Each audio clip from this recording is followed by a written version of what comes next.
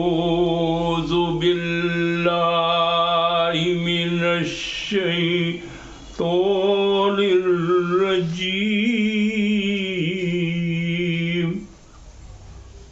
بسم الله الرحمن الرحيم.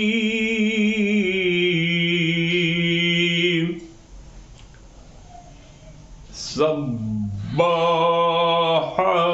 لله ما في السماوات وما في الأرض وهو العزيز الحكيم.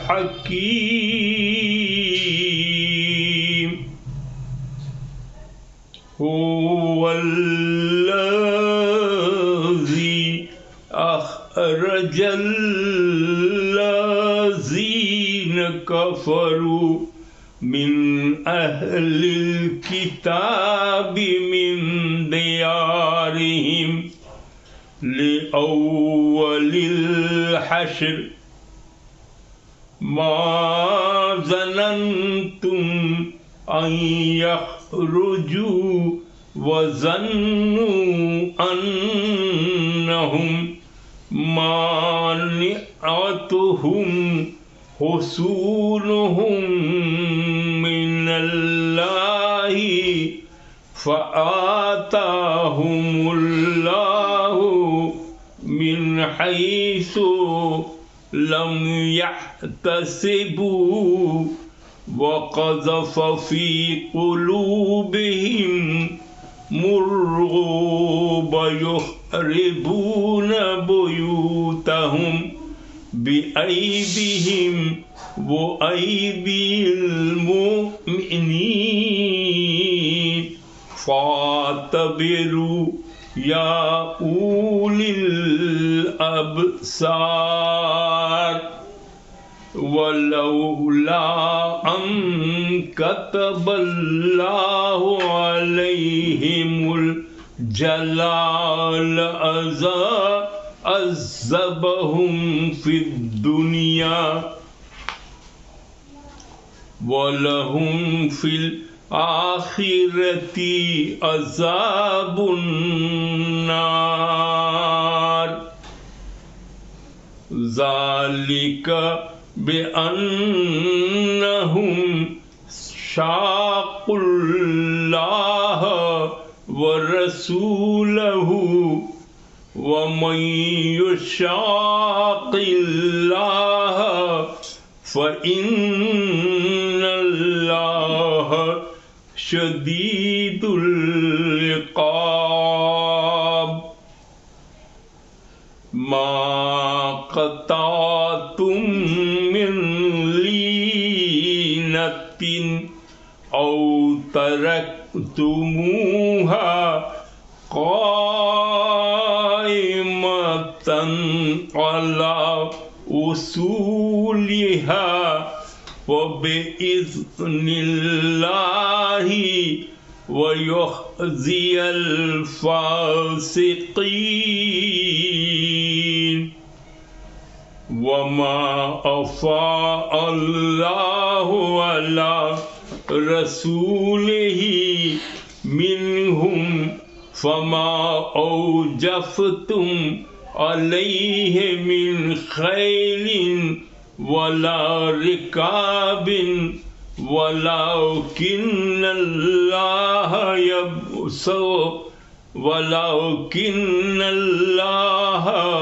يسلط رسله على من يشاء والله على كل شيء قدير. ما أفاء الله على رسوله من أهل القرى فلله وللرسول ولذي القربى والیتامی والمساکین وابن السبیل کی لا یکون دولة بین الاغنیاء منکم وما آتاکم الرسول فخذوه وما نهاکم عنه فانتهوا واتقوا اللہ ان اللہ شدید العقاب للفقراء المہاجرین الذین اخرجوا من دیارہم واموالہم یبتغون فضلا من اللہ ورضوانا وینصرون اللہ ورسولہ اولئک هم الصادقون۔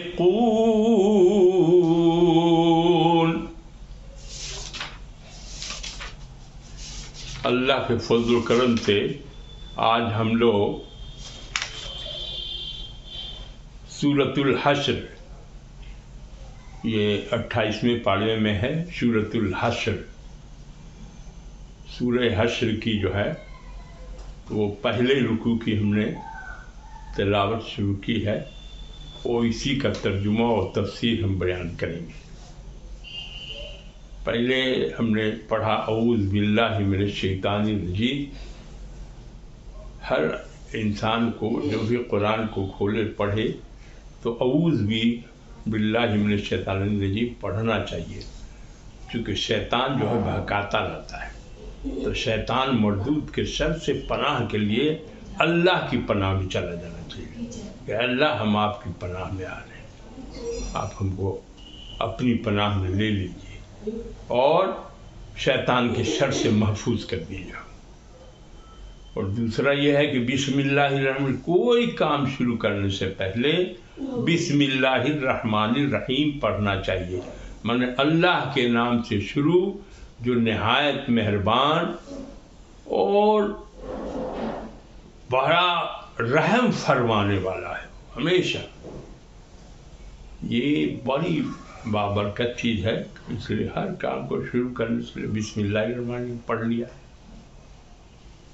اب یہ واقعہ ہے، اس میں یہ قصہ ہے کہ مکہ سے رسول اللہ صلی اللہ علیہ وسلم اپنے ساتھیوں کے ساتھ، جو صحابہ کہلاتے ہیں، وہ ہجرت کر کے آ گئے ہیں مدینہ منورہ میں۔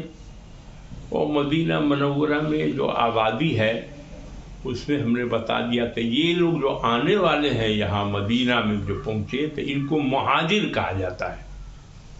ان کو کیا کہا جاتا ہے؟ مہاجر۔ اور وہاں جو مسلمان انہوں نے جو ان کی مدد کی اس کو انصار کہتے ہیں۔ اس کو کیا بولتے ہیں؟ انصار بولتے ہیں۔ لیکن اور بھی آبادی تھی، اس میں یہودی کی آبادی بھی تھی۔ اب یہودی کے کئی قبیلے ہیں، وہ بنی جو ہے سو نذیر ہے، قینقاع ہے، اور بھی ان کے قبیلے لوگ ہیں۔ وہ لوگ جو ہے وہاں سے ان کی تواریخ تو ایسے نہیں ہے، لیکن کہا جاتا ہے کہ یہ سب بھاگ کے وہاں سے، جب ان کے رومیوں نے ان لوگوں کا قتل کیا تو وہاں سے وہ بھاگ کے سب چلے آئے، یثرب کہتے ہیں، حجاز کہتے ہیں، یہاں کہتے ہیں، اس میں بھاگ کے چلے آئے یہ لوگ۔ تو اس میں بنی نذیر جو مکہ مدینہ سے 2 ہی کلومیٹر، 2 میل کی کہو، 2 کلومیٹر سے کہو، اسی کے نزدیک ہی تھا۔ وہاں جو بنی نذیر جو لوگ تھے، اب اس سورہ بنی نذیر، اب اس میں بخاری اور مسلم میں یہ دیا ہوا ہے، اس سورہ کے بارے میں کہا گیا تھا سورہ حشر جو ہے اس کا دوسرے نام سورہ بنی نذیر بھی ہے۔ یہ بخاری مسلم میں دیا ہوا ہے کہ حضرت ابن عباس سے اس سورت کے بارے میں پوچھا تو انہوں نے فرمایا کہ یعنی یہ بنی نذیر کے بارے میں نازل ہوئی ہے۔ یہ بخاری و مسلم کی حدیث ہے۔ اور تو اسی بنی نذیر جو ہے، اب یہاں آئے تو یہودیوں کے ساتھ ان لوگ کا معاہدہ ہوا کہ بہت لمبا چوڑا معاہدہ ہے، تو اس معاہدہ میں دیا ہوا ہے کہ تم جو ہے اس معاہدہ میں دیا ہوا ہے تو بہت لمبا چوڑا، اتنا پڑھنے کی ضرورت نہیں ہے، لیکن یہودیوں سے معاہدہ ہوا اور اس معاہدے میں یہ دیا ہوا ہے کہ معاہدے کی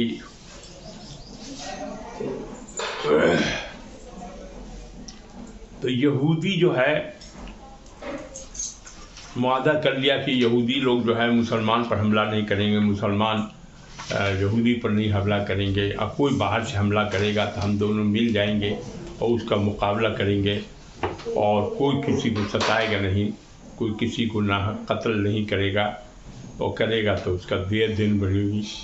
یہ سب جو ہے کیا گیا۔ تو اب یہ بنی نذیر بعد میں کیا ہوا کہ یہ چونکہ وہاں ہجرت کر کے پہنچے تھے تو 4 سال گزر گیا تھا، 4 ہجری، تو کسی نے کہا یہ 4 ہجری کا واقعہ ہے، کسی مفسرین کہتے ہیں کہ یہ 5ویں ہجری کا، اس کے 4 ہجری ختم کر کے آگے کا بھی واقعہ۔ تو یہ بدعہدی کرنے لگے اور مسلمانوں کے ساتھ جو ہے اتنا دھوکہ دھڑی کرنے لگے۔ اس کا ایک بہت بڑا سردار تھا، وہ سردار جو ہے وہ سردار کا نام تھا کعب بن اشرف۔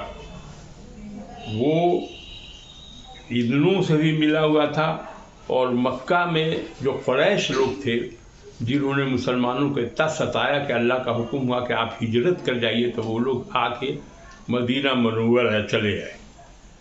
تو یہ جو یہودی ہیں پہلے سے تھے تو ان لوگوں نے کافی قبضہ کر لیا تھا، اور بڑے وہ امیر لوگ ہو گئے تھے، کاروبار کرتے تھے، اور بڑے شاطر لوگ تھے۔ جو کمزور رہتا ہے تو وہ ہوتا ہے، اور جب بڑا ہو جاتا ہے تو آدمی کو ظلم کرنے پر یہ کرتا ہے۔ تو اس میں دیا ہوا ہے کہ یہ شان نزول میں کہ حضرت صلی اللہ علیہ وسلم جب مدینہ طیبہ تشریف لائے تو آپ نے سیاسی اقدام کے طور پر سب سے پہلا کام یہ کیا کہ قبائل یہود کے ساتھ، جن میں بنو نذیر، بنو قریظ اور بنو قینقاع بھی شامل تھے، تحریری معاہدہ صلح فرمایا، جس کے روح سے یہودی اور مسلمان آپس میں ایک دوسرے کے حلیف ہوں گے۔ مطلب کہ یہ معاہدہ مندرجہ 14 پوائنٹ پر جو ہے وہ ہجرت کے 5 ماہ بعد ہوا تھا۔ کیا ہے کہ قصاص اور خون بہا کے جو طریقے قدیم زمانے سے چلے آ رہے ہیں وہ عدل اور انصاف کے ساتھ بدستور قائم رہیں گے۔ ہر گروہ کو اپنی جماعت کا عدل و انصاف فدیہ دینا ہوگا۔ ظلم اور جو گناہ اور فساد وغیرہ جو ہے یہ سب ایک ساتھ رہیں گے، کوئی اس کے خلاف رہے گا۔ کوئی مسلمان کسی مسلمان کو کسی کافر کے مقابلے میں قتل کرنے کا مجاز نہ ہوگا، اور نہ کسی مسلمان کے مقابلے میں کسی کافر کسی قسم کی مدد کی اجازت ہوگی۔ تو اور ہر ایک ادنا مسلمان کو بھی پناہ دینے کا حق ہوگا۔ پناہ جس کو دے دے گا تو اس کا وہ پھر اس پر کوئی حملہ نہیں کرے گا۔ یہود اور مسلمان کے تابع ہو کر رہیں گے، ان کی حفاظت مسلمانوں کے ذمے ہوگی۔ کسی کافر اور مشرک کو یہ حق نہیں ہوگا مسلمانوں کو قریش کے کسی جان یا مال کو پناہ دے سکے، یا قریش اور مسلمان کے درمیان حائل ہو۔ بوقت جنگ جب جنگ ہو تو یہودی مسلمان کا ساتھ دیں گے، دینا ہوگا، اور دوسرے مسلمانوں کے خلاف جو ہے اس کی مدد نہیں کرنی ہوگی۔ اور نبی صلی اللہ علیہ وسلم کا کوئی دشمن اگر مدینہ پر حملہ کرے تو یہود آپ صلی اللہ علیہ وسلم کی مدد لازم ہوگی، ان کو مدد کرنا ہوگا۔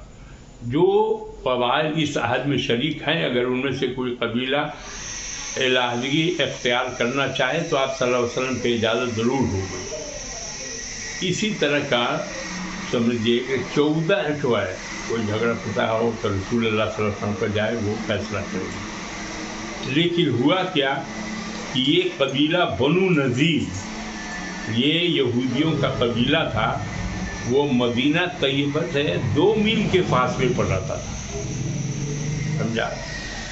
اب یہاں اس میں سے جو معاہدہ تھا اس کے مطابق ان لوگوں نے کام نہیں کیا، یہ سب خود بھاگ کے آئے تھے۔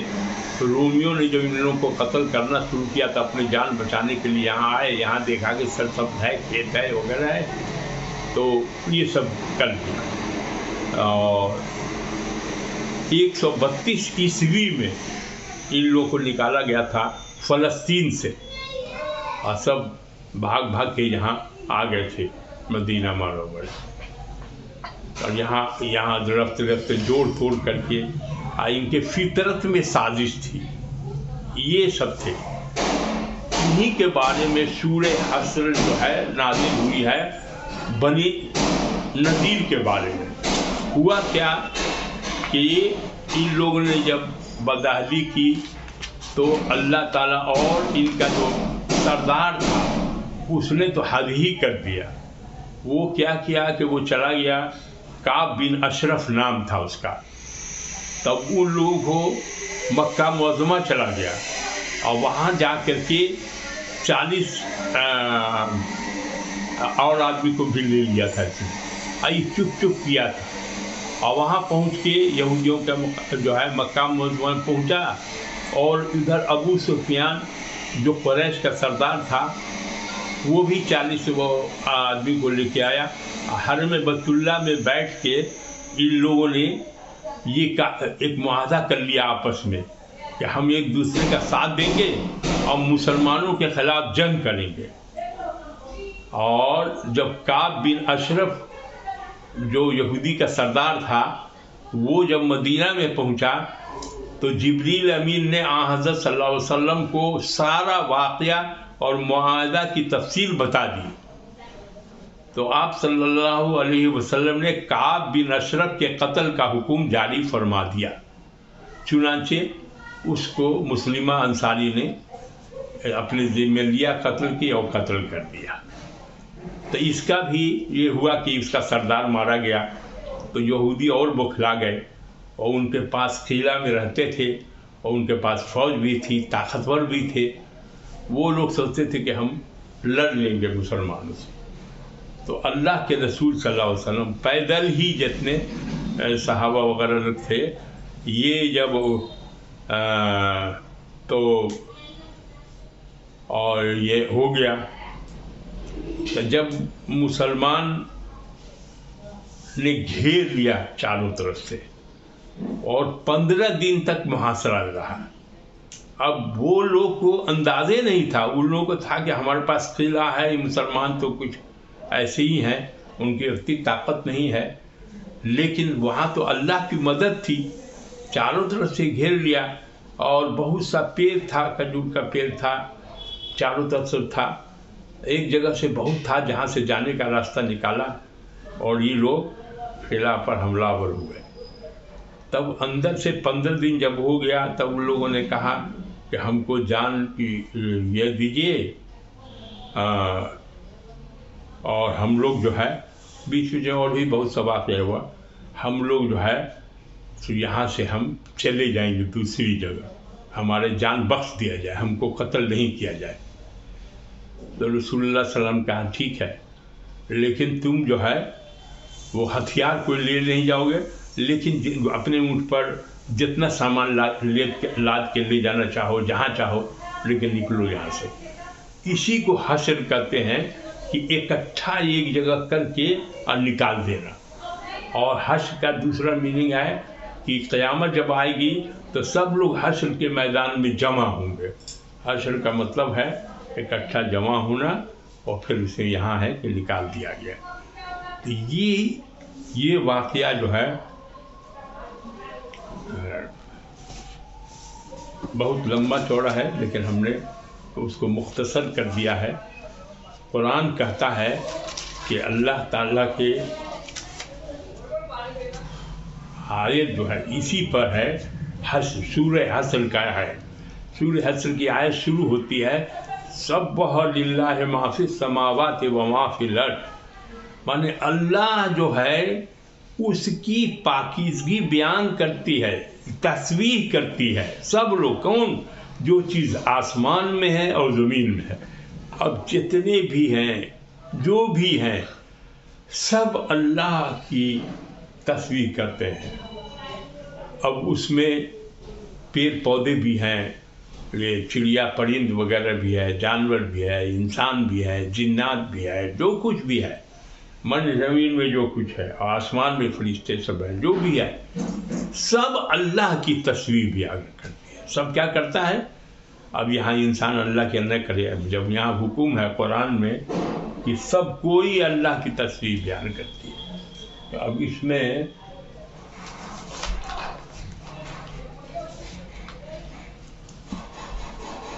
سبح للہ ما فی السماوات و ما فی الارض، اللہ کی پاکیزگی بیان کرتا ہے جو بھی آسمانوں میں اور جو بھی زمین میں ہے. وَهُوَ الْعَزِيزُ الْحَكِيمُ، اور اللہ ہی سب چیز پر غالب ہے اور وہی حکمت والا ہے. اللہ، اس کی بڑائی بیان کی جاتی ہے. اب یہاں سے شروع ہو رہا ہے هُوَ الَّذِي أَخْرَجَ، وہی ہے اللہ کے حکم سے ہی جس نے نکالا اہل کتاب کے کافروں کو. یہ یہودی اہل کتاب کہلاتے ہیں. ان میں سے جو کافر ہو گئے، مانے جو اپنے رستے پر بھی نہیں رہے، ان کو ان کے گھر سے نکال کے جمع کر کے، اور لشکر جو ہے ان کے لشکر کو مانے نکال دیا گیا. یہ حکم ہو گیا کہ یہاں سے نکلو. تب وہ قلعہ کے اندر تھے اور ہتھیار بھی تھا سب کو، تو کہا گیا کہ ہتھیار رکھ دیجیے. اب ان لوگوں کے پاس اتنا زرخیز تھا، اتنا پیڑ پودے تھے، اتنا مانے درخت لوگ تھے کھجور کے، تو ان لوگوں نے اپنے سے کہا جب نکلنا ہی ہے تو اس کو چھوڑے کا ہے. تو جتنا لاد کے لے جا سکتے تھے وہ سب نکل گئے. کچھ خیبر گئے، کچھ وہاں جو جہاں سے بھگایا گیا تھا ان لوگوں کو، وہاں کہیں کہیں جا کے بسنا شروع کیا گیا. تو اب یہ یہودی کو یہ جمع کر کے نکلوا دینا، تو اسی میں اللہ تعالیٰ کا حکم تھا. اور یہ بنا گھوڑا دوڑائے، بنا فوج کشی کیے، چاروں طرف سے محاصرہ کر لیا اسی میں، اور جو مقابلہ کرنے آئے تو ان کو قتل بھی کیا گیا. وہ ہے. اور پیڑ کو بھی یہاں کہا جا رہا ہے کہ ان کے گھروں سے نکالا گیا. پہلا حشر ہوا، چونکہ انہوں نے بدعہدی کی تھی، وہ مسلمانوں کے ساتھ ظلم کرتے تھے، عشقیہ شاعری جو ہے تو مسلم عورتوں کے خلاف کرتے تھے. اور رسول اللہ صلی اللہ علیہ وسلم کی ایک بار جان لینے کی بلایا کہ آئیے آپ سے بات کریں گے. وہاں جو گئے تو اوپر سے پتھر جو ہے ان کے سر پر گرانا ہی چاہتا تھا کہ حضرت جبریل علیہ السلام آئے اور کہا کہ آپ یہاں سے نکلیے، یہ جو ہے سو آپ کی جان لینے کی کوشش کیے ہیں. تو ان کا وہ منصوبہ فیل ہو گیا. اتنا یہ سب ہوا وہ سب. تو یہ سے سمجھتا تھا کہ مسلمان بہت کمزور ہے، لیکن فتح ہوتی ہے اللہ کی مدد سے، اللہ کی وجہ سے. اور مسلمان ہی کو ہوگی، رسول کو فتح ہوگی، اللہ کی فتح ہوگی. تو اسی گھر سے جو نکالا گیا ان لوگوں کو، وہ قلعہ سے، چونکہ انہوں نے بدعہدی کی تھی اور جو معاہدہ توڑا تھا اور ظلم و ستم کیا تھا مسلمانوں کے ساتھ، اور دشمنوں سے ملے ہوئے تھے، ان کا سردار یہ کر رہے تھے. اب وَظَنُّوا أَنَّهُمْ مَانِعَتُهُمْ حُصُونُهُمْ مِنَ اللَّهِ فَآتَاهُمُ اللَّهُ مِنْ حَيْثُ لم يحتسبوا وقذف في قلوبهم الرعب يخربون بيوتهم بأيديهم وأيدي المؤمنين فاعتبروا یا اولی الابصار۔ اب یہاں ہو رہا ہے کہ وہ تو خیال کرتے تھے کہ ہم قلعے میں ہیں، ہمارے پاس ہتھیار ہے، ہم زیادہ طاقتور ہیں، لیکن ان کا یہ خیال جو ہے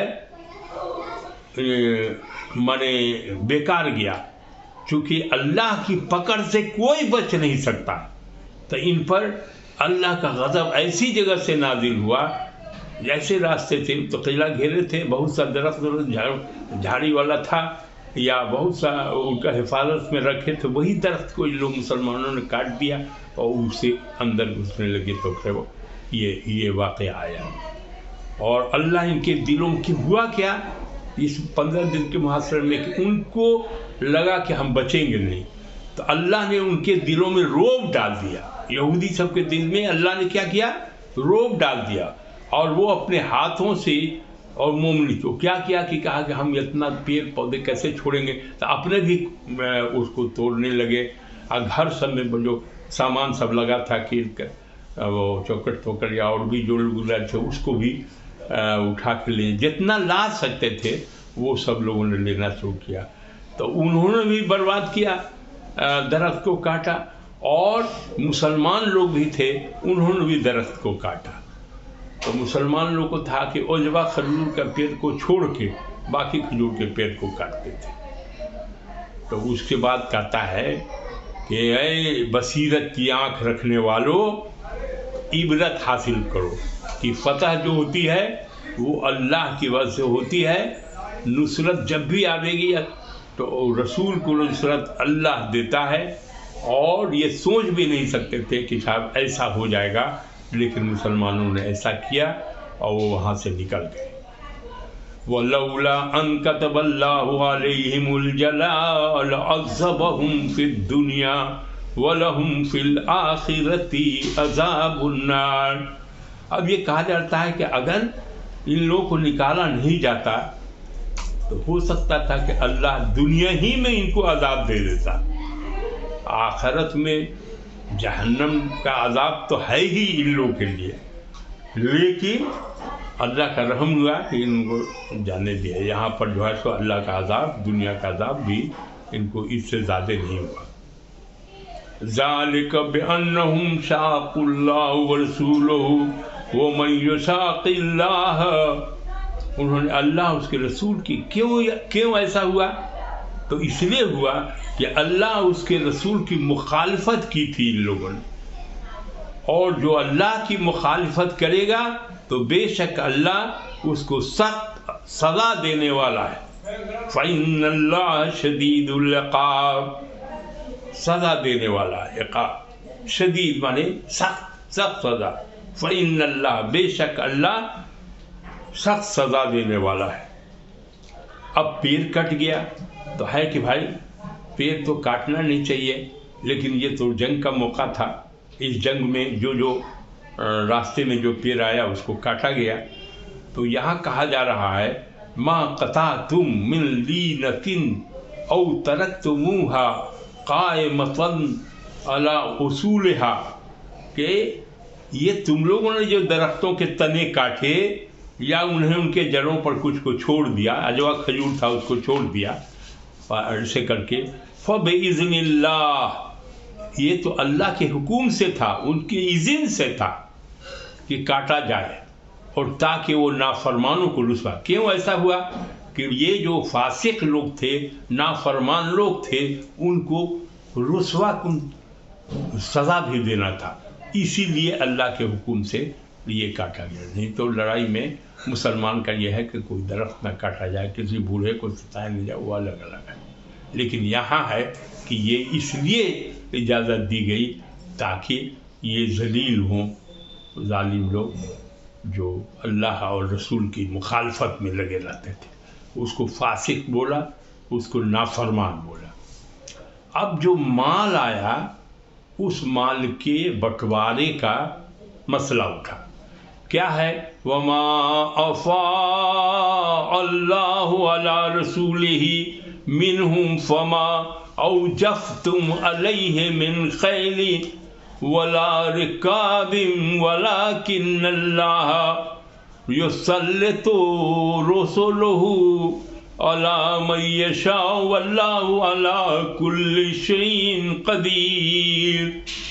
اب اس میں ہے کہ جو مال آیا، جو ہتھیار آیا اور سب جتنا بھی چیز ہوا، زمین چھوڑ دیا، زمین ہے، پیڑ ہے، یہ جو بھی اللہ نے کہا کہ اللہ نے اپنے رسول کو بنو نذیر سے جو مال دلوایا، اس کے لیے کوئی لڑائی نہیں ہوئی، مانے کوئی گھوڑا دوڑایا نہیں گیا، پیدل چلا گیا سب، کوئی نہ کوئی گھوڑا دوڑایا گیا اور نہ اونٹ، اس میں رکاب کہتے ہیں اونٹ کو، اور خیل کہتے ہیں گھوڑے کو، نہ گھوڑا دوڑایا گیا، نہ ہوا، نہ اس طرح سے لڑائی ہوئی، جنگ بھی نہیں ہوئی ویسے۔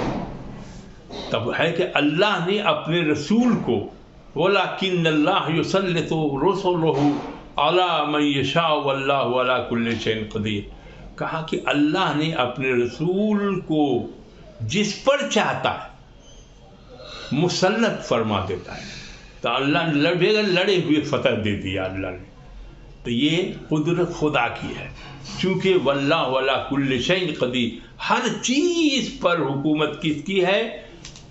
قدرت کون رکھتا ہے؟ تو اللہ تعالیٰ رکھتا ہے۔ اللہ ہی سب سے بڑا ہے جو ہر چیز پر اسی کے قابو میں ہے، اسی کے حکم پر ہے۔ تو اب یہاں جو مال آیا، مال دو طرح کا ہوتا ہے، ایک ہے مال غنیمت، مال غنیمت میں جنگ ہوا اور ہار گیا تو اس کا جو سامان پڑا، جو دولت ملی، اس کو کہتے ہیں مال غنیمت، تو اس کا بٹوارا الگ طرح سے ہوتا ہے۔ اور اس مال کو فے کہا گیا، چونکہ اس میں نہ خون خرابہ ہوا، نہ لڑائی ہوئی، نہ ہوا، اور نہ گھوڑا درایا گیا، نہ کچھ اس طرح ہوا، ایسا تو ہوا نہیں کسی نے۔ یہ تو محاصرہ کیا آپ سے، آپ اللہ نے وہ روب ڈال دیا ان لوگ کے دل میں، ان لوگ سرنڈر کر گئے اور بھاگ گئے۔ تو اس میں ہوا کہ یہ مال کو کہتے ہیں فے۔ تو اس کا بٹوارا کیسے ہوگا؟ تو کہا کہ یہ فے جو ہے وہ کس کے لیے ہے؟ اللہ نے بستیوں والوں سے جو مال اپنے رسول کو دلوائے، تو وہ کس کا مال ہوا؟ وہ اللہ کے لیے ہے اور رسول کے لیے ہے، وہ لذی القربیٰ اور رسول کے جو رشتہ دار قرابت داروں کے لیے ہے، والیتامى اور یتیموں کے لیے ہے، والمساکین اور مسکینوں کے لیے ہے، وابن السبیل اور مسافروں کے لیے ہے۔ اگر فوج میں سب کو بانٹ دیا تھا، بہت امیر لوگ تھے بہت سا، تو ہوتا، تو اسی میں اللہ تعالیٰ کہتا ہے تاکہ دولت تمہارے مالداروں کے ہاتھوں میں نہیں رہے، غریب سب کہاں جائے گا۔ اور دوسری ہے کہ وما آتاکم الرسول فخذوہ، کہا گیا کہ تم لوگ کو رسول اللہ صلی اللہ علیہ وسلم جو عطا فرما دے وہ لے لو، اور تمہیں جس سے منع کرنے کے نہیں، اس میں نہیں، تو تم اس کو باز رہو اس سے۔ واتقوا اللہ، اللہ سے ہمیشہ ڈرتے رہو۔ ان اللہ شدید العقاب، بے شک اللہ سخت سزا دینے والا ہے۔ کیا کرنے والا ہے؟ سخت سزا دینے والا ہے۔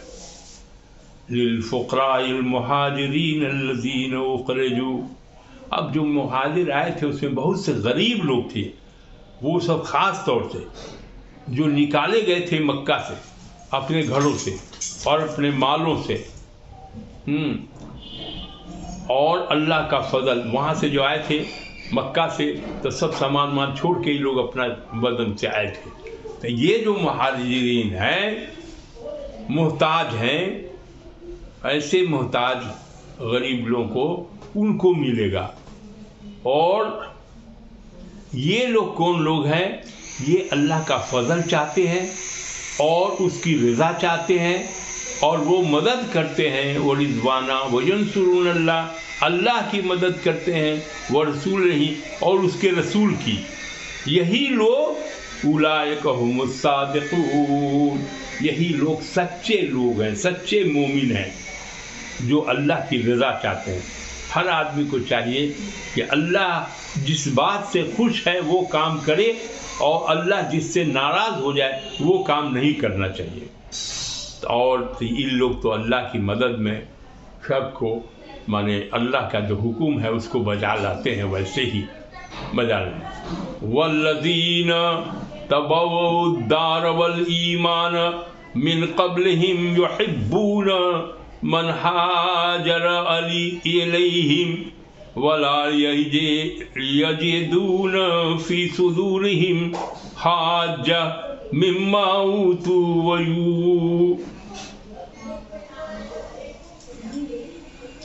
ویؤثرون علی انفسہم ولو کان بہم خصاصہ ومن یوق شح نفسہ فاولئک هم المفلحون۔ اللہ تعالیٰ فرماتا ہے کہ وہ اس کا بھی حصہ ہے۔ اس کے بعد ہے حاجر ابراہیم ولا یجدون فی صدورہم حاجہ، اور کہتے ہیں کہ انصار سب جو ہے ان کا بھی ہے، اور وہ ان سے بات کرتے ہیں۔ انصار کیا کرتے ہیں؟ یہ جو غریب لوگ مہاجر لوگ وہاں سے آئے ان سے محبت کرتے ہیں، ان کی جو بھی لوگ ہجرت کر کے آئے، اور ان مہاجرین کو دیا گیا، ان کے دلوں میں کوئی حاجت نہیں ہے انصار کو، اور اپنے پر ترجیح دیتے ہیں یہ مہاجرین کو۔ انصار لوگ یہ ہیں اپنی جان پر، خواہ ان کی ضرورت خود بھی ہو، اور جس نے اپنی ذات کو بخل سے بچایا۔ اب یہاں بڑی خاص بات ہے کہ وَمَن یُوقَ شُحَّ، شح کہتے ہیں بخل کو، جس نے تنگ دستنگی مانے بخل کو اپنی ذات سے بچایا تو یہی لوگ فلاح پانے والے ہیں۔ مفلحون مانے یہی لوگ فلاح۔ والذین جاؤوا من بعدہم یقولون ربنا اغفر لنا واخواننا الذین سبقونا بالایمان ولا تجعل فی قلوبنا غلا للذین آمنوا ربنا انک رؤوف رحیم۔ اب اللہ تعالیٰ فرماتا ہے یہ لوگ، ان لوگوں کے بارے میں قرآن فرماتا ہے کہ اب تو انصار ہو گئے، مہاجرین ہو گئے، جو غریب لوگ ہیں وہ ہو گئے، مسکین ہیں، یہ ہیں، وہ سب کو دیا جائے گا۔ فے ہے، مال فے ہے، یہ مال غنیمت نہیں ہے۔ اب یہ لوگ کہتے ہیں، دعا کرتے ہیں، یہ کیا دعا کرتے ہیں؟ اے ہمارے رب، ہمیں اور ہمارے بھائیوں کو بخش دے۔ ہر آدمی کو دعا کرنا چاہیے، اپنے لیے بھی کرنا چاہیے، اور جتنے مومن مومنات ہیں سب کے لیے دعا کرنا چاہیے، اور سب سے پہلے صحابہ لوگ ہیں ان لوگوں کے لیے بھی دعا کرنا چاہیے، جنہوں نے ایمان میں ہم سے سبقت کی، اور جو ایمان لائے ہیں ہمارے دلوں میں، ان لوگوں کے لیے کوئی کینہ نہ ہو۔ اے اللہ، ہمارے دل میں کسی مسلمان کے لیے، کسی ایمان والے کے لیے کوئی کینہ نہیں کو ہونا ہی نہیں چاہیے۔ وہ مسلمان کی پہچان ہی ہے، وہی ہے کہ دوسرے مسلمان کے بارے میں کوئی کینہ نہ رکھے۔ اے ہمارے رب، بے شک تو شفقت کرنے والا، رحم کرنے والا ہے۔ یہ ختم ہو گیا۔ اللہ تعالیٰ درود شریف پڑھو۔ اللہم صلی اللہ سیدنا مولانا محمد وعلی آل محمد کما صلیت علی ابراہیم وعلی آل ابراہیم انک حمید مجید۔ اللہم بارک علی محمد وعلی آل محمد کما بارکت علی ابراہیم وعلی آل ابراہیم انک حمید مجید۔ اے اللہ، ہم لوگوں نے جو قرآن کریم کی تلاوت فرمائی، سورہ حشر کی رکوع نمبر 1 کی، اے اللہ اس کو صحت کے ساتھ قبول فرما لیا جائے۔ جو خامی ہو، غلطیاں ہو، معاف کر کے اپنے فضل سے اس کو قبول کر لیا جائے، اور اس کا جتنا بھی ثواب ہے وہ سرکار دو عالم صلی اللہ علیہ وسلم کو بخش دیا جائے، اور ان کی آل کو، ان کے ازواج کو، ان کے اصحاب کو، ان کے اولیاء کو، اللہ کے اولیاء کو، جتنے بزرگان دین ہیں، اماں ہیں، صلحاء ہیں، مومن مومنات ہیں، یہاں مجلس میں جتنے لوگ موجود ہیں، سب کے خانوادے کو، سب کو اس کا ثواب بخش دیا جائے۔ اے اللہ تو رحیم ہے اور تو کریم ہے، سب جو پریشانیوں کو دور کر دے، سب کو صحت کلی عطا کر دے، بیماری سے بچا اللہ، تو ہی بچا دینے والا ہے، تو ہی شفا دینے والا ہے۔ اے اللہ دین کے راستے پر چلا، اے اللہ صراط مستقیم پر چلا۔ یہ دنیا تو چند روزہ ہے، وہ پھر حساب کتاب ہونا ہے، اور کرامن کاتبین لکھ رہے ہیں کہ ہم جو حرکت کر رہے ہیں، تو جو اچھا کرے گا تو انصاف والا ہے، جو اچھا کرے گا عدل ہوگا، حشر کے میدان میں سب سے پوچھا جائے گا، تمہارے اعمال تولے جائیں گے، جو اچھے اعمال ہوں گے زیادہ تو تم کو جنت نصیب ہوگا، اور جو باقی غلط راستے پر چلا ہو، گناہ کا کام کیا ہو، جھوٹ بولا ہو، بے ایمانی کیا ہو، دھوکہ دیا ہو، سب کیا ہو، لیکن نیکی اگر زیادہ ہوگی تو اللہ اپنے مرض سے اس کو معافی کرے گا اور جنت عطا کرے گا۔ اور جو لوگ گناہوں میں ہی خالی ڈوبے ہوئے ہیں تو وہ جہنم میں جائے گا، صاف صاف ہے اس کو۔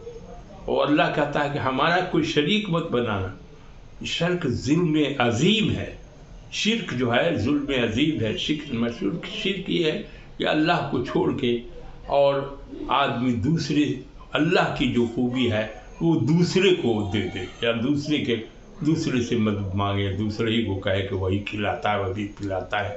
نہیں، رب صرف ایک ہے اور وہ ہے اللہ تعالیٰ، وہی مارتا ہے، وہی جلاتا ہے، وہی کھلاتا ہے، وہی پلاتا ہے، سب کچھ اللہ ہی تعالیٰ کرتا ہے۔ اور ہمارے رسول صلی اللہ علیہ وسلم وہ اللہ کی بات کو لوگوں تک پہنچاتے ہیں۔ قرآن نازل ہوا، کن پر نازل ہوا؟ اللہ کے رسول صلی اللہ علیہ وسلم پر نازل ہوا، اور انہوں نے ساری دنیا کو یہ قرآن کو پہنچایا۔ یہ بہت بڑا معجزہ ہے ہمارے رسول صلی اللہ علیہ وآلہ وسلم کا، اور اس کو دین کو پھیلایا پوری دنیا۔ اب یہ قیامت تک کے لیے وہی رسول رہیں گے اور کوئی دوسرا رسول نہیں ہوگا۔ حشر کے میدان میں بھی وہی شفاعت کریں گے اپنی امتوں کے لیے، یا امتی وہ کہتے رہتے ہیں سب کا۔ ہمارے یہ کہنا کیا ہے کہ جو ہم لوگ کو غیبت سے، جھوٹ سے، بے ایمانی سے، اس سے بچنا چاہیے۔ نجات کا کون سا راستہ ہے یہ پوچھا اللہ کے رسول صلی اللہ علیہ وسلم سے حضرت علی کرم اللہ وجہ، تو انہوں نے کہا کہ ہے نجات کا راستہ۔ کیا ہے؟ سچ بول اور حلال کھا۔ اے اللہ حلال روزی عطا کر، اے اللہ حرام خوری سے بچا، اے اللہ جھوٹ سے بچا، اور سچ بولنے کی توفیق عطا کر۔ اے اللہ چوری، بے ایمانی، گھوس خوری، ادھر ادھر، یا اللہ یہ سب گناہ کے کام ہے، سب گناہ کے کام سے بچا دے۔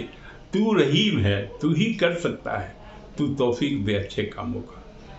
اے اللہ نماز کی پرشش ہوگی، اے اللہ نماز قائم کرنے والا بنا دے، کسی وقت کی بھی نماز ہماری چھوٹی نہیں ہے۔ اے اللہ ویسی نماز پڑھنے کی توفیق دے جیسے رسول اللہ صلی اللہ علیہ وسلم نے کر کے بتایا تھا۔ اے اللہ مومن کا معراج ہے، جب اللہ سے ملنا چاہتا ہے تو اللہ کو دیکھ نہیں سکتا، لیکن مسلمان مومن جب بھی سجدے میں جاتا ہے تو اللہ سب سے زیادہ قریب ہوتا ہے۔ جو کچھ مانگنا ہو سجدے میں مانگ لو، اللہ تمہارے بہت قریب ہے۔ نماز میں کیا یہ ہے مومن کی معراج کہا گیا ہے۔ تو سب انسان کو چاہیے کہ اللہ سے دعا مانگے کہ اللہ توفیق دے کہ ہم نماز کی پابندی کریں، جھوٹ سے بچے، بے ایمانی سے بچے، صراط مستقیم پر سیدھا راستے چلاؤ۔ اے اللہ بغیر آپ کی مدد کے انسان تو گنہگار ہے، اللہ سارے گناہوں کو۔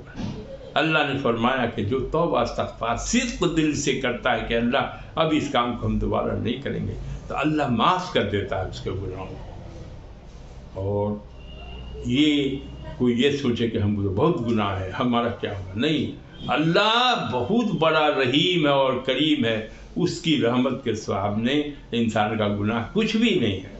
اللہ جب توبہ استغفار کوئی غلطی ہو جائے، کوئی گناہ ہو جائے، تو توبہ استغفار پڑھنا چاہیے۔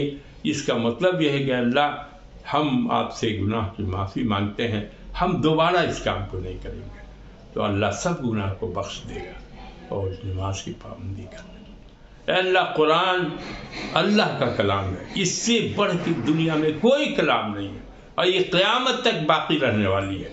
اور رسول اللہ صلی اللہ علیہ وسلم اس کو لے آئے، ان پر نازل ہوا اور انہوں نے بتایا کہ اللہ قرآن پڑھنے کی توفیق عطا کر، یہ شفاعت کرے گا کہ ہم قرآن کہے گا کہ ہم کو یہ پڑھتا تھا، ہم کو دیکھا، تو یہ اللہ کے کلام کو پڑھنے والے کا بہت ثواب ہے۔ اے اللہ تو قرآن کی صحیح ڈھنگ سے پڑھنی، قرآن کے پڑھنے کا طریقہ ہے، اس کو سمجھ کے اردو میں، ہندی میں، ہر جگہ، انگریزی میں، سب میں اس کا ترجمہ آ گیا ہے۔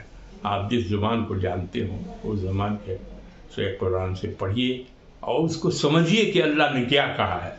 ابھی ہم سمجھایا ہے تفسیر کیا ہے، اس کا خلاصہ بتایا ہے، سب سمجھ میں نہیں آتی تو پورا کیا۔ تو اللہ تو اپنے رحیم و کریم ہے، سب کے گناہوں کو بخش دے، سب کو صحت کلی دے اور سب کی نیک تمناؤں کو پورا کر دے۔ اے اللہ تم مانگنے والے کو تو نراش نہیں کرتا، تمہارے پاس کس چیز کی کمی ہے، سب کچھ تو تمہارا ہی ہے۔ اے اللہ اپنے فضل، اور اللہ سے اس کا فضل مانگنا چاہیے، عدل والا تو ہے ہی، انصاف کے جیسا کرو گے ویسا پاؤ گے، لیکن اپنی رحمت کی سائے میں، وہ رحمت کا بے حساب ہے، وہ جس کو چاہے بخش دے، اور اس کا فضل مانگنا چاہیے۔ تو اللہ کہتا ہے کہ میرا فضل میں جس کو چاہتا ہوں، جتنا چاہتا ہوں دے سکتا ہوں، کوئی روکنے والا نہیں، یہ ہے۔ اس لیے اللہ اپنا فضل دے دے، اپنا رحم کر، تو اللہ اپنی رحمت کے سائے میں ہم لوگ کو سب کو لے لیجیے۔ اللہ سب لوگ کے گناہ کو بخش دیجیے، ہمارے ماں باپ، خاندان، رشتے دار، جتنے رشتے دار یہاں کے جتنے لوگ ہیں، سب کو گناہوں کو بخش دیجیے، ان لوگوں کو جنت الفردوس میں جگہ دیجیے۔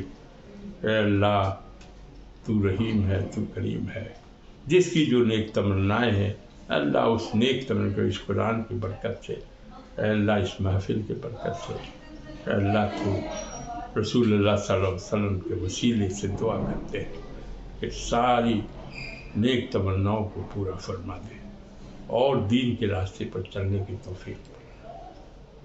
ربنا آتنا فی الدنیا حسنۃ وفی الآخرۃ حسنۃ وقنا عذاب النار۔ اے اللہ دنیا میں بھی بھلائی دے اور آخرت میں بھی بھلائی دے۔ اے اللہ جہنم کی آگ سے بچا۔ اے اللہ ہم لوگ دنیا کے پیچھے بھاگ رہے ہیں، دنیا تو ختم ہو جانے والی ہے، آخرت کی فکر کرنے والا بنا، جو رسول اللہ نے راستہ دکھایا ہے اس راستے پر چلنے والا بنا، یہ توفیق دے کہ ہم اس پر چلیں۔ شیطان تو بہکاتا ہے، اپنا ساتھی بنا سکتا ہے، جو شیطان کا ساتھی ہو جائے گا وہ جہنم میں جائے گا، اور جو اللہ کا بندہ بنے گا، اس کے حکم پر چلے گا، رسول سے محبت رکھے گا، وہی درود شریف مطالعہ کرتا رہے گا، تو اللہ کو ہے بہت چھوٹا سا ہے، سبحان اللہ و بحمدہ سبحان اللہ العظیم، یہ کرنا چاہیے۔ یا نصر من اللہ فتح قریب، اللہ سے جو مانگو گے وہ ضرور دے گا۔ سبحان ربک رب العزت عما یصفون وسلام علی المرسلین والحمد للہ رب العالمین۔ اے اللہ یہاں گھر میں شادی ہونے کی ہے، اے اللہ تو رحیم ہے، کام کو اچھے سے انجام دے دے اور حسن خوبی دلوں میں محبت بھر دے، نفرت دور کر دے، اور سب لوگ مل جل کر رہیں۔ تو اس کو پسند کرتا ہے، سب تو تیرے ہی بندے ہیں۔ کون آدمی ہے جس نے گناہ نہیں کیا؟ کون آدمی ہے جس میں چھوٹی بڑی غلطیاں نہیں ہوتی؟ اللہ تو رحیم و کریم ہے، سب کو معاف کر۔ سبحان اللہ والحمد للہ ولا الہ الا اللہ واللہ اکبر ولا حول ولا قوة الا باللہ العلی العظیم۔ حق